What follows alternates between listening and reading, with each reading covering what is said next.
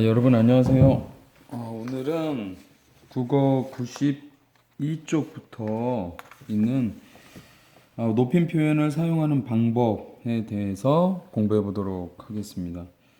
먼저 오늘 공부를 하기 전에 지난 시간에 높임 표현을 사용하는 경우에 대해서 우리가 한 세 가지 정도 배웠었죠.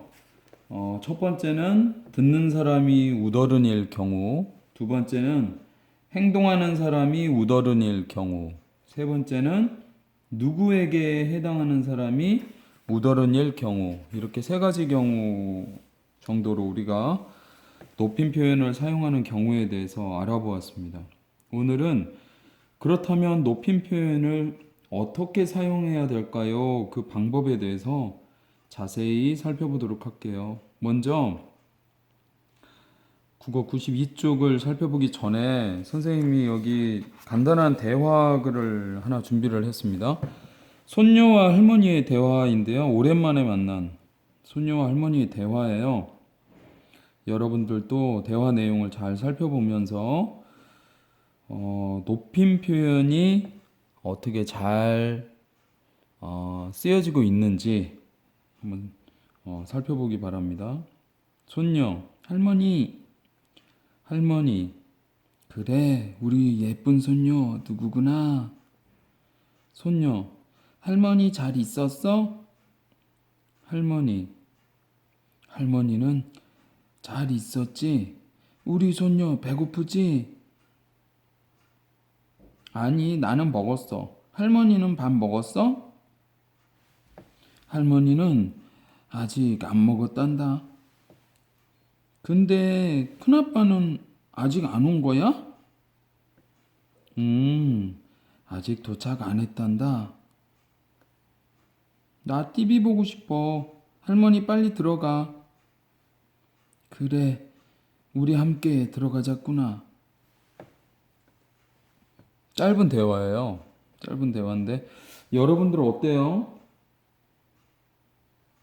높임 표현이 바르게 사용되고 있는 것 같은가요?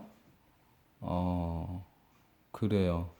그렇지 않은 것 같다라는 생각들을 많이 할 것 같습니다. 그렇다면 높임 표현이 바르게 사용되지 않고 있는 부분, 어떤 부분들이 있을까요?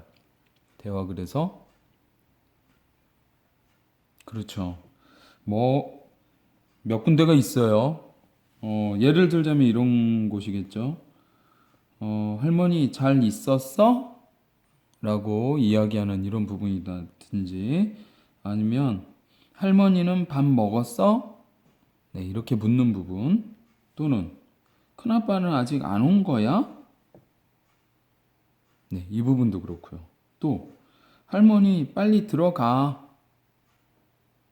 이런 부분들이 우더른에 대해서 쓰이는 높임 표현이라고 보기는 좀 어렵죠. 이렇게 우더른에 대한 높임 표현이 잘 쓰이지 않은 경우의 대화를 우리가 들어보았는데요. 오늘은 올바른 높임 표현을 쓸 수 있도록 하기 위해서는 어떤 방법이 있을까에 대해서 지금부터 한번 살펴보도록 하겠습니다. 92쪽에 1번을 보도록 할게요. 대화에서 알맞은 높임 표현을 고르고 물음에 답해 봅시다 라고 했습니다. 그래서 가, 나 두 개의 그림이 나타나 있어요. 먼저 가를 보도록 하겠습니다. 어떤 그림이죠? 그렇죠. 네. 학교에 다녀온 여학생이 아버지께 인사를 드리고 있는 장면입니다. 이렇게 이야기했어요. 아버지, 학교에 다녀왔습니다. 알맞은 높임 표현 어떤 것인가요? 그렇죠. 여러분들이 너무나 잘 알고 있겠지만 다녀왔습니다. 알맞은 높임 표현입니다. 나 그림을 보도록 할게요. 나 그림은 어떤가요? 어떤 상황이죠? 그렇죠. 남학생이 교실에서 일어나 자신의 의견을 선생님과 학생들에게 밝히고 있는 장면입니다. 친구에게 고운말을 사용하면 좋겠다. 친구에게 고운말을 사용하면 좋겠습니다. 어떤 것이 알맞은 높임 표현인가요? 그렇습니다. 좋겠습니다 라는 표현이 알맞은 높임 표현이라고 우리가 찾을 수 있어요. 대화 가와 대화 나에서 높임의 대상이 된 사람은 각각 누구인가요? 그러니까 누구에게 높임 표현을 쓴 것인가요? 라는 거죠. 먼저 가번을 보도록 할게요. 가번에서 높임의 대상이 된 건 누굽니까? 바로 아버지셨고요. 아버지. 그 다음에 나번에서 높임의 대상이 된 것은 누구예요? 그렇죠. 발표를 듣고 있는 선생님과 친구들입니다. 친구들. 이 경우에는 지금 지난번에 우리가 공부했던 높임 표현을 사용하는 경우 중에서 첫 번째 경우, 듣는 사람이 우더른인 경우, 이 경우에 해당이 되겠죠. 그때 높임 표현을 사용한다라고 했잖아요. 가와 나에서 문장 끝부분에요. 공통으로 쓴 표현이 있습니다. 공통적으로 쓰인 표현이 있어요. 같이 한번 찾아볼게요. 다녀왔습니다. 좋겠습니다. 공통적인 거 있죠. 세 글자가 딱 있어요. 뭔가요?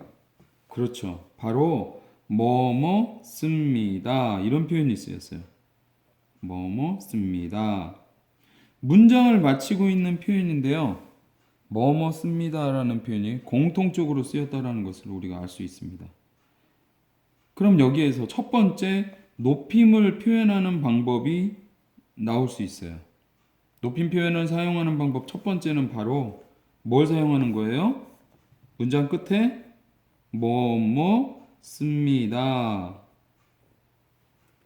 를 써서 문장을 끝맺으면 그게 바로 높임 표현이 될 수 있다라는 거죠.